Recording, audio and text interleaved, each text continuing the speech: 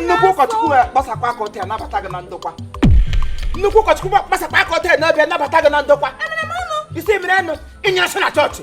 Imebiela ụwa. Sa nwabe ha ka gị ị gabara n'ime aja gaga lụọ ọgụ. Sabi na gị wuru oge anya gaa n'ime aja ihe ị ga-emere dị mkpa dị gị ụwa nna na-ele anya site na ma Chineke ọ ga-eme mara. Ha nabata m mkpega n'ọchọchị ha nye m katikis na parish anyị. Gị ka gị lụrụ m ọgụ n'ime ahịa. Akwa mi sabi na alụrụ ọgụ asasa sowo agha alụrụ ọgụ ka m lụrụ aka m ji lụọ so ihe chọrọ nwaanyị be m bịa n'ote kparịcha m kom ekureko nshi mmechi ọnụ fọdụ aka elege ya maka awụm ihe akpụrụ akpakwa ya erighị grot of Virgin Maria na-eguzo ote aga m akụkwara nwaanyị gara aga bụ ọgụ n'ime ahịa ihe ọ mere ego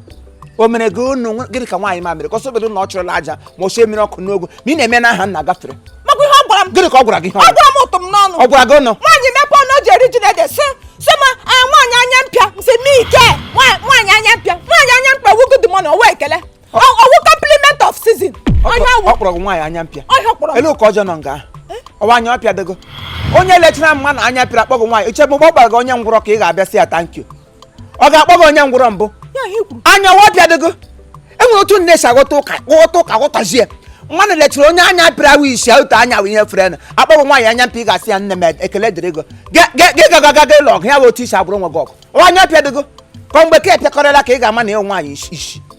asịbada akpọrọ gị onye isi ọwụ ihe awụ hafụ isi ọwụ ihe iwu ụda ị kwesịrị ịnọ ihe akpọ ndị isi pụta bịa nọ na ihe onyinye gị na ọ ga na laịn ha gaga nọ n'ihe dakwa ogwe daga na shi gị ga na-akparị m aha m na-eto otu m na-esi ebi ụda aha m na-amaghị enye m katikis n'obodo gị gaba n'ime aja ọkwa ihe m ji sịbara agaghị m anabatacha gị fully into this compound ị chọrọ ịrọba aha m na dị mọọlụ ị chọrọ iwere aha m lọbọ ya na mọọlụ aha m jụrụ aka m fọm ọrụ onwe m aha na kọmuniti anyị enwedịghị m ga-esi ọbụla m gara chọọchị fada gosicha oriri mmadụ awụ onye mbụzọ a na-enye oriri ma oriri gị bụ ebuzo ede m ọnụ enwedị onye ọwụwa oriri ga-ebuzo agbọ na onye ọwụwa ọrụ na-agba ya maka fada mara abalị si so agha adịwa onye nkọlọ mana nri mana oriri nsọ asị fada nwụrụ anwa asị fada parish nwụrụ anwa bụ ụzọ onye ndị ka ọzọ takidele anya kịkpọsụ m ọgwụla maka ịbụ onye nkọlọ ga-egbu gị gị na-elecha anya arachaghị ọnụ ka eke nji aba iwudo onye nkọlọ ele ihe ekiriga na famili m ele ihe ejiri tọja m gọ iwudo onye nkọlọ nwa agbọghọbịa dị agụnụ dị ego na agụwa gị anya akụpịa wụọ gị anya ha wrie buru gị ote ka ya frin bọs bute ozu gị nga iwudo onye nkọlọ mụ na ga-ele onye we onye nkọlọ kedụ m dị mkpa ha ka m oriri m natagbere m nwanụ gị natala ya maka chukwu anyị na ntị gị onugwula agbanwe ngwa ọbụla asọ mmadụ 100 nwụọ n'ọnwa mụnwa ala ilu niile ka m ga-ekwosi ka asị onye ga-ekwu oge aja ka anyị na-ebu ụzọ abịa ekwu oge aja niile ka gị na-egwu ala ili ote ka ha ga-ejirịta ali etu otu esi pọkwa na ala ili ke gị pọchiere gị onye nwoke nkọlọ a ga-ebu ụzọ ekwosi ike gị ị na-eri oriri nsọ Monday to Sunday ha arụgo ka ị na-anata ya na-anọghị n'ọkwa mkpụrụ obi wee bịa Kraịst n'ịla ọkwa grasia m n'obi nke ọjọọ n'ọkwa grasia m n'ọkwa ya nga ka ikwe ya ma aka odo ihe niile ka m gwa gị gị na-alụkwa ọgụ ka ị na-alụ isi ọdụ m ga-emega nweta rịmpọt na ịlụrụ ọgụ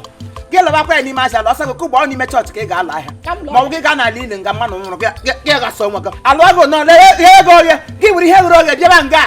ịlụba ya n'ụlọ gị sikwa nga eburu ozu gị bụla ya nna gị ihure na-ada eme o ji nwa ọmụrụ amụ ji etọ mgbere were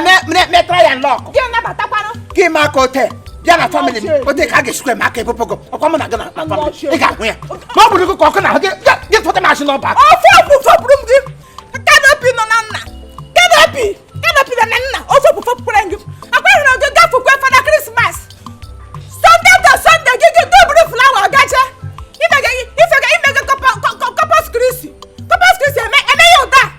ha taa ma na-eji eme Corpus Christi amịrị unu n'ụlọ ịlọla mgbe ịlọla ị ga-ahụsi anya ọ fụtara gị na ndụ m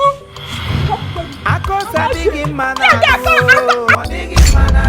akosa digi mana lu, asima akosa digi mana lu.